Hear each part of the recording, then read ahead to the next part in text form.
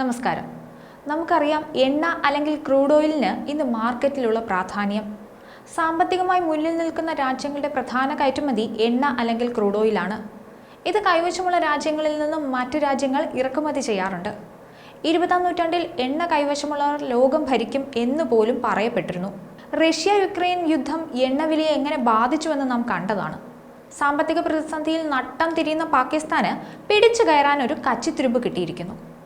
പാകിസ്ഥാൻ സമുദ്രാതിർത്തിയിൽ പെട്രോളിയത്തിന്റെയും പ്രകൃതിവാതകത്തിന്റെയും വൻ ശേഖരം കണ്ടെത്തിയെന്നാണ് പുറത്തുവരുന്ന വിവരം.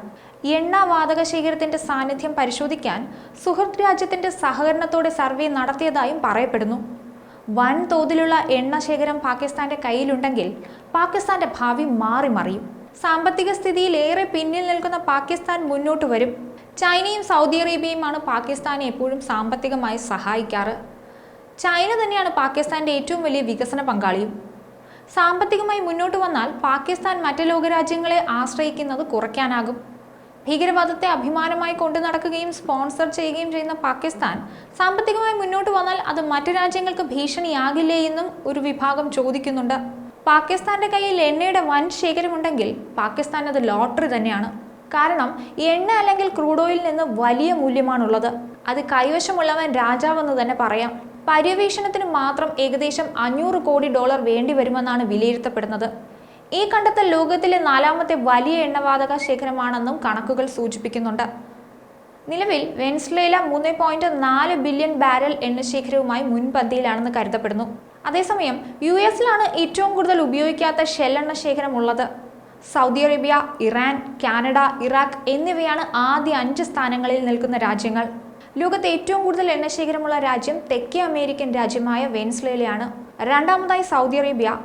വെനസ്വേല എണ്ണശേഖരം 300 മില്യൺ ബാരലാണെങ്കിൽ സൗദിയുടേത് ഇത് 265 ബില്യൺ ബാരലാണ്. ഇത് കഴിഞ്ഞാൽ അടുത്ത രാജ്യം കാനഡയാണ്. 170 ബില്യൺ ബാരലാണ് കാനഡയുടെ ശേഖരം. 4ാം സ്ഥാനം ഇറാനും 5ാം സ്ഥാനം ഇറാഖിനുമാണ്.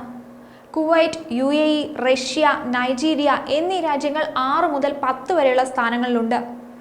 എണ്ണയടക്കമുള്ള പ്രകൃതി വിഭവങ്ങൾ കണ്ടെടുത്ത ശേഷമാണ് സൗദി അറേബ്യ ഉൾപ്പെടെയുള്ള ഗൾഫ് രാജ്യങ്ങൾ വികസന കുതിപ്പ് നടത്തിയത്. ഖനനത്തിനു വേണ്ടി അറബ് രാജ്യങ്ങളെ സഹായിക്കാൻ യൂറോപ്പിൽ നിന്നും അമേരിക്കയിൽ നിന്നും സാങ്കേതിക സഹായം എത്തിയതോടെ ഖനനം വേഗത്തിലായി. ഇന്ന് ലോകത്തെ സമ്പത്ത് നിയന്ത്രിക്കുന്നതിൽ പ്രധാനികളാണ് GCC രാജ്യങ്ങൾ, പ്രത്യേകിച്ച് സൗദി അറേബ്യ. പക്ഷെ പാകിസ്ഥാനെ പോലെ ഭീകരവാദം പാരമ്പര്യമായി കൊണ്ടു നടക്കുന്ന ഒരു രാഷ്ട്രം സാമ്പത്തികമായി ഏറെ മുന്നിലെത്തിയാൽ അത് മറ്റു ലോകരാജ്യങ്ങൾക്ക് ഭീഷണിയാകില്ലേ എന്ന് ചോദിക്കുന്നവരും കുറവല്ല. പാകിസ്ഥാനിൽ സമ്പത്ത് കുന്നുകൂടിയാൽ അത് ഭീകരപ്രവർത്തനങ്ങൾക്ക് ഉപയോഗിക്കില്ലേ എന്നും ലോകരാജ്യങ്ങൾ ഭയപ്പെടുന്നുണ്ട്. എന്തായാലും പാകിസ്ഥാൻ പച്ചപിടിക്കുമോ അതോ കൂപ്പുകുത്തി വീഴുമോ എന്ന് കാത്തിരുന്ന് കാണാം. ന്യൂസ് ഡെസ്ക്, ഈനാട് മലയാളം.